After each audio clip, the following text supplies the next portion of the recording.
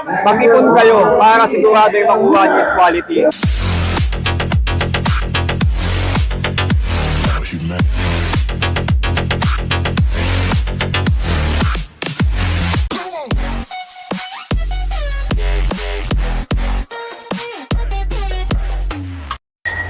Ayan, ito si Brother Jericho. Ngayon, tanong natin, kailan ka nag-start mag-bully at paano? Actually, ngayon love ako sa bully kasi makikita mo sa kanila yung yung companion. Nakakatakot sila pero mababait sila. So yun pa lang talagang magugustuhan mo na sila. So that's why nagtuloy-tuloy na. Nag-start ako 2012. Ah, okay. Tagal na. Tagal.